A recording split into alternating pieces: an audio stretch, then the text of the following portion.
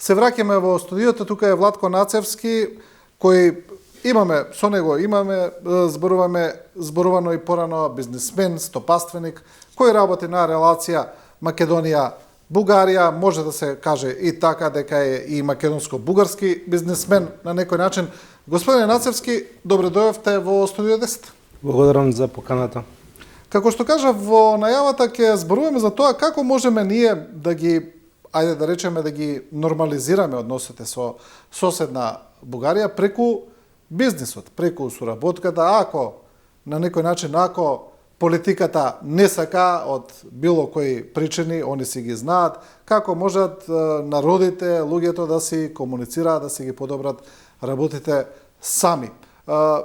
Но се разбира, знаеме дека тука политиката игра огромна улога, дека таа ја создава атмосферата, подлогата и дека тоа е она што е потребно да се направи. Ќе зборуваме за тоа, но еве да сакам да ве прашам, имаме една нова политичка состојба или реалност во Бугарија, каде што победи партијата на господинот Радев, таа ќе формира влада после долго време. Може да очекуваме дека Бугарија ќе добие една стабилна политичка влада, веројатно и постабилна политичка клима. Па еве за почеток, мислите ли дека тоа на некој начин ќе има некакво влијание врз бизнис климата, врз деловните односи, дали тоа можеби ќе ги подобри или мислите дека работите ќе останат исти? Да, мислам дека секоја стабилност носи подобра бизнис клима.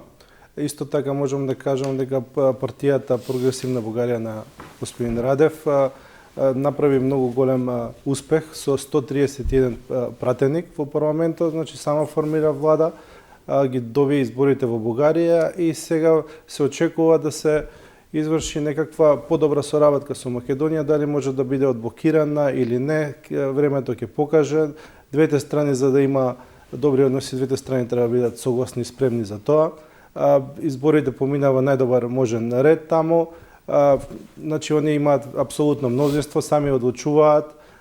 Изненадувачки е тоа што партијата беше формирана декември месец и за неколку месеци се добија изборите, тоа значи носи една порука дека не е случајно тоа нешто.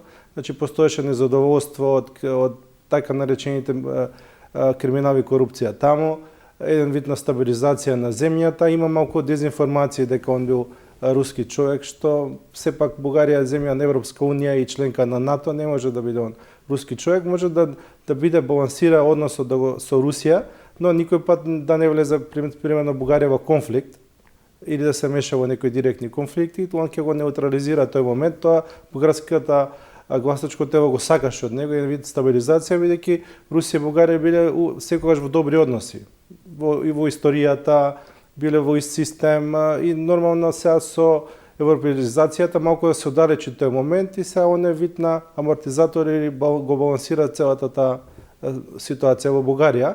Јас се надевам на стабилна влада, носи стабилен бизнис, поголема присутност во интерес за Македонија да се реши, бидејќи сме сосед нивен, да влеземе, да бидеме дел од европското семејство, каде што ќе добиеме и ние придобивки и они ќе добијат. И така, значи он го многу сериозна победа имаше. ГЕРБ многу слаб процент, тоест демохристијанската партија на господин Борисов освои многу мал процент, или мислам некаде околу 39 пратеници или 16, околу 13-16%, после следува продолжување на промената и како и Демократска Бугарија, која е проамериканска, они освоја слично, негде околу 35 пратеници, и после ДПС, партијата на турците, и Преродба или Возраждање, што се традиционална бугарска партија, освоја 5%. Значи имаме широка слика, но доминантност на Прогресивна Бугарија. Значи народот сака прогрес или напредок, препознава него пилот, силен човек кој ќе биде стабилен за државата и масовно луѓето гласаа за него. Да, има некои анализи, да, ова што вие го зборувате, дека во Бугарија, особено после овие 8-месечни изборни циклуси беа, дека луѓето се навистина уморни, дека се незадоволни од така наречените традиционални партии кои таму или политичари кои провејуваат, но и господинот Радев не е нов во политиката, тој не е аутсайдер во политиката, тој има извршувано функцијата председател. Како вие мислите дека на некој начин господинот Радев ги убеди бугарите дека тоа е алтернативата на овие условно кажано традиционални политички партии, бидејќи како што веламе, тој самиот не е нов во политиката? Да, во Бугарија по распадот на системот од Советскиот сојуз, со демократизацијата на државата се појавија многу сериозни служби и структури таму што имаат и заштитен механизам на самата држава. Не даваат одредени луѓе да се отклонат или да забегаат со власта. Значи има заштитни механизми. Значи не е случајно некој човек одеднаш во председател, значи некој стои зад него, има силна поддршка дали од служби, институции, луѓе што не се присутни, не ги гледаме, но се влијателни во Бугарија, значи он има сериозен грб за да го направи тој момент. Не е случајно. Не е случајно, сигурно, бидејќи имаше потреба од тоа, бидејќи никој немаше доминантна позиција, не беа сериозни другите партии, нема таква поддршка за да може некој сериозно да земе државата, да ја однесе во прав правец и бидејќи Бугарија е стара држава, постојат сериозни служби таму, значи луѓе што никад нема да дознаете кој е главен на службите таму, не се како кај нас што одат со обезбедување, со користи да знаат кој е главен на службата, таму тоа е вид на дискреција и тајност и никој пат нема да дознаете кој раководи со службите таму. Ќе видите некој нормален човек во скромна кола, а тој одлучува за многу сериозни работи таму. Што е вид на голем професионализам, они го имаат научено тоа ДАНС, Државна агенција за национална сигурност, од бившите советски системи. И едноставно го практикуваат се со цел подобар раст и развој на државата. Они се дел од Европската унија, имаат, можеме Софија да ставиме, имаат метро, метрополитен, значи каде што годишно прават 500 милиона евра од продажба на билети.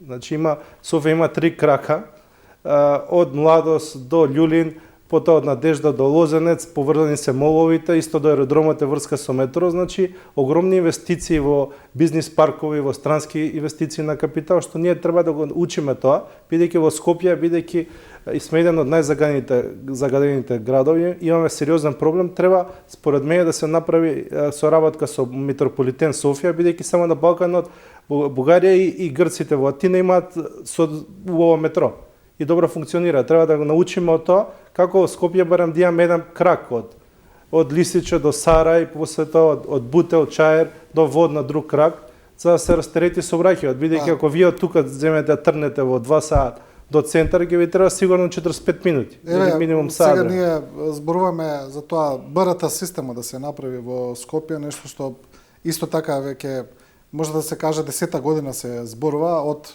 предминатиот градоначалник Петар Шлегов, сега повторно се возобновува тој проект. Има една, ајде да речеме една теза која најчесто се користи од пропагандата во Македонија, од оние кои не сакаат Македонија да стане членка на Европската унија, па често велат, па што еве Бугарија влезе, стана членка, па ништо. Одите таму, ништо не е сменето, ништо не е мрднато, но дали е навистина така? Не, има многу голем број на хотели, резорти, планинскиот туризам цвета многу, Боровец, Банско, Пампорово, летните резорти, Варна, Златни песоци, Бургац и многу други сериозни инвестиции, милиарди евра станува збор.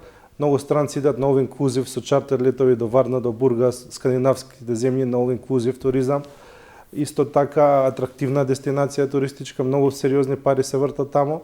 Значи не е така, значи има исто развој на коридорите, магистрали Тракија, се прави исто така, са и Варна прават до Софија супер брз автопат ќе види, железницата безпрекидно функционира.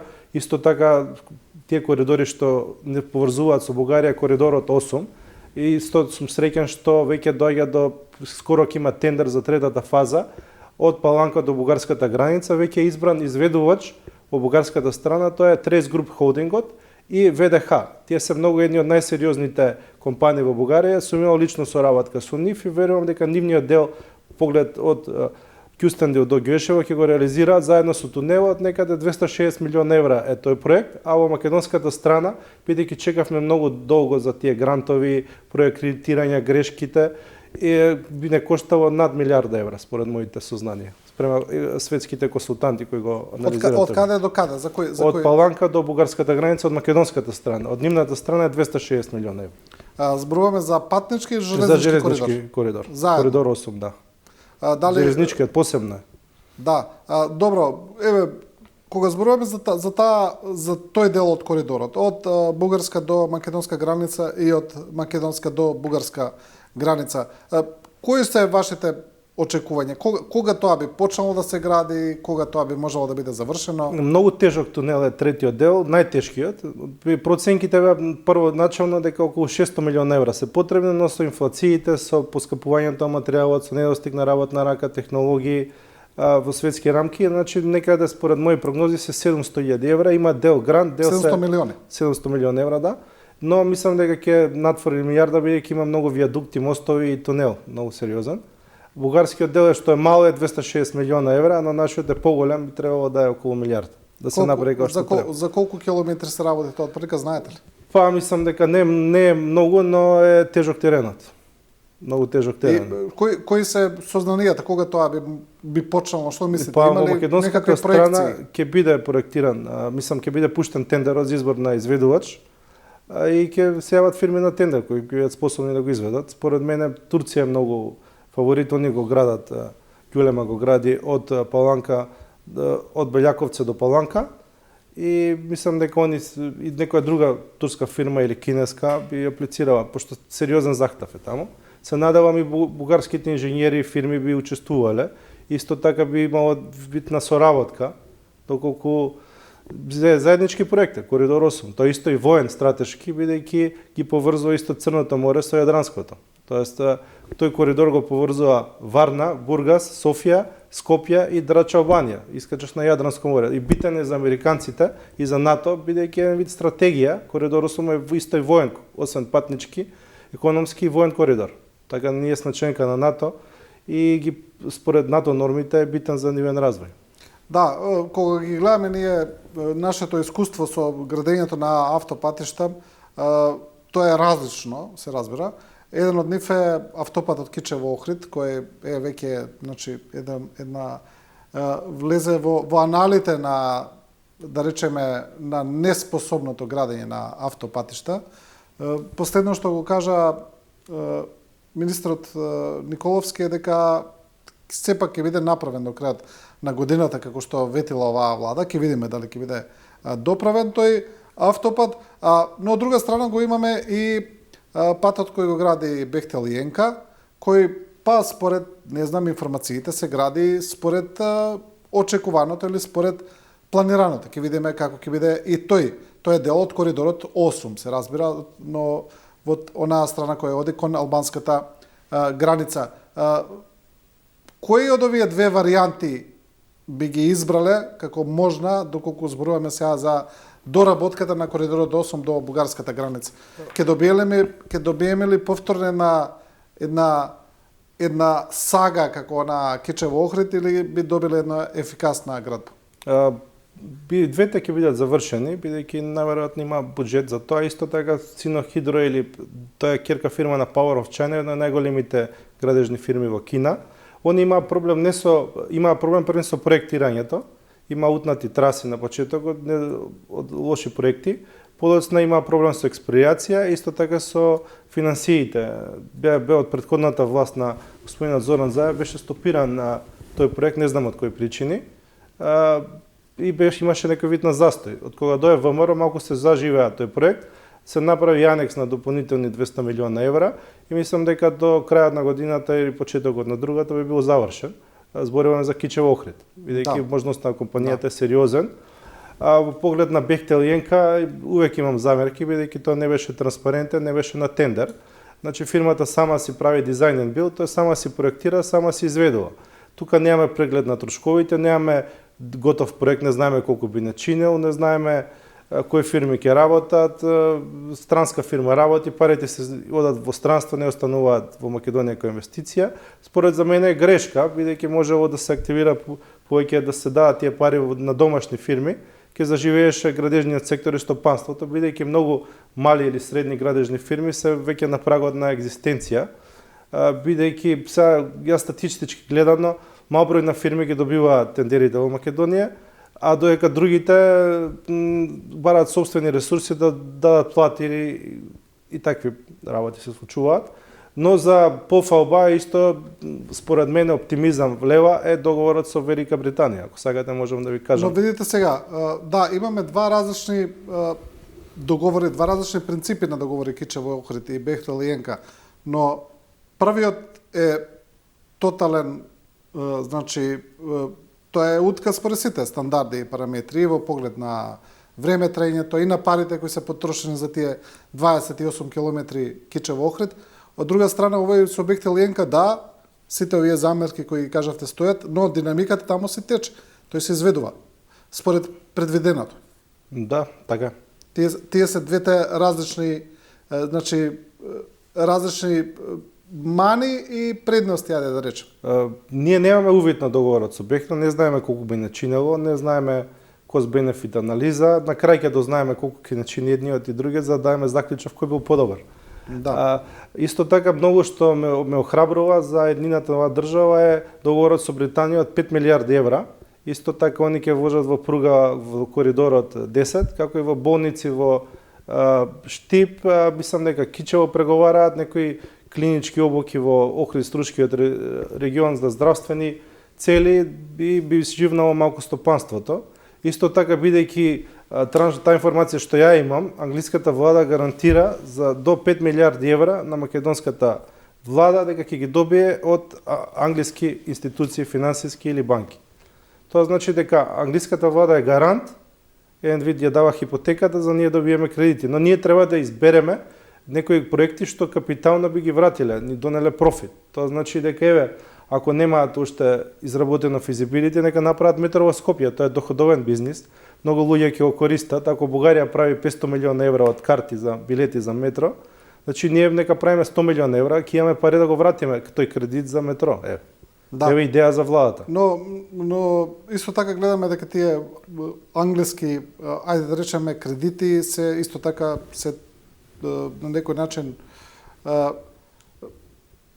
не се прави ништо на тој план. Не гледаме, освен што беа најавени толку. Од тогаш немаме никаква активност таму. Од британската влада се прави, направен е G2G, тоест government to government, G22.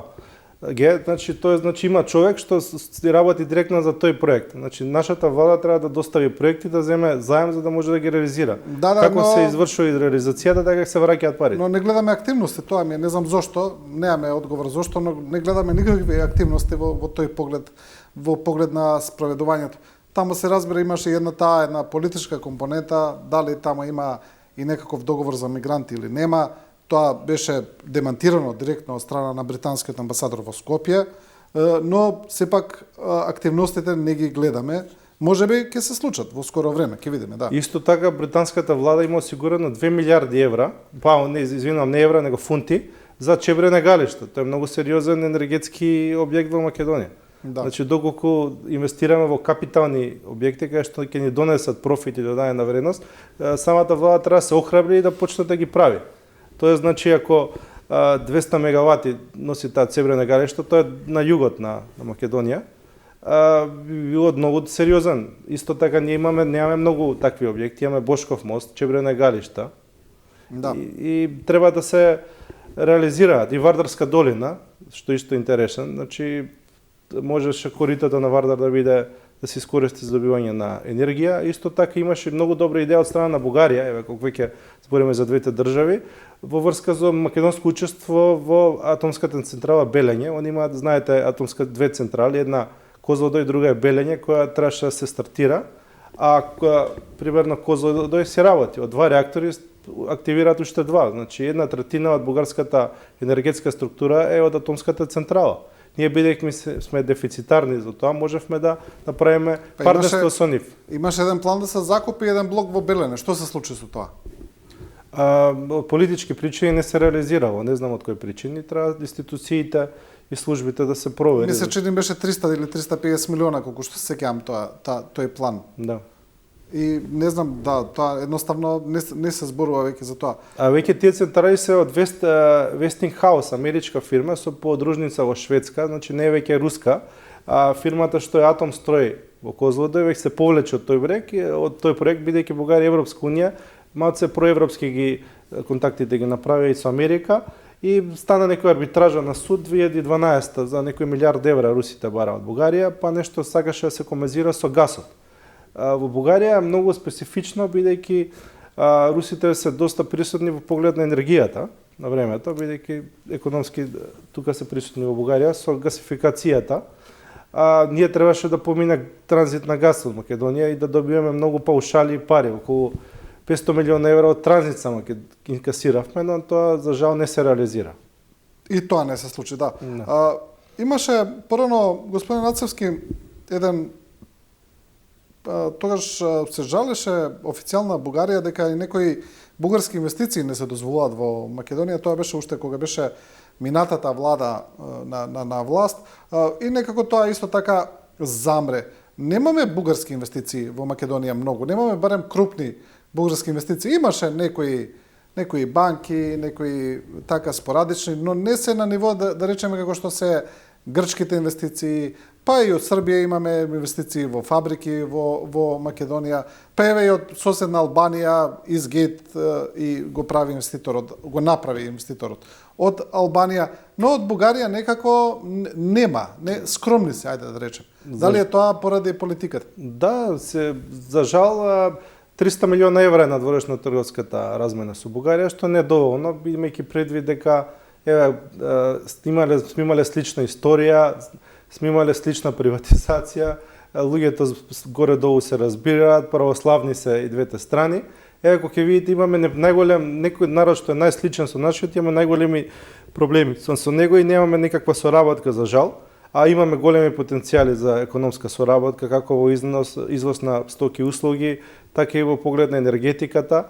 Кај нас се многу присутни турците, значи ние имаме проблем цело време зборуваме дека ние имаме проблем со Бугарија. Јас ако се прошетаме со вас во центарот на Скопје, ќе видиме Семинчари, Ушкуп на турски, ќе видиме Донери, ќе видиме секакви Лимак зградите. Најатрактивните локации во Скопје се дадени на Лимак турски, Джевахир Холдинг, ќе видиме Рамстор Мол, ќе видиме Аџибадем Систина влез во медицинскиот сектор во една од најголемите болници, подоцна ќе видиме други хотели, банки исто така.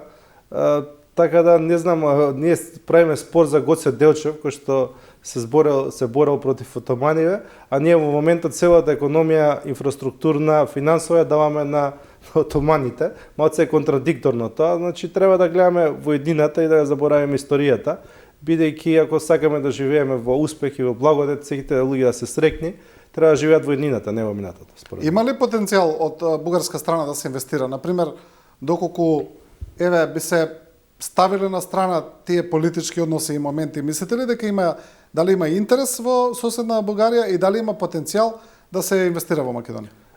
Според мен има сериозен потенцијал во Македонија, бидејќи имаме премногу природни убавени, што никој не обрнува внимание, наместо со ежедневни работи што се случуваат, само негативни вести по телевизија, малку се промовира државата. Имаме пример, ќе ви го дам Катланово, еден од најбавите минерални извори, не развиен, не искористен.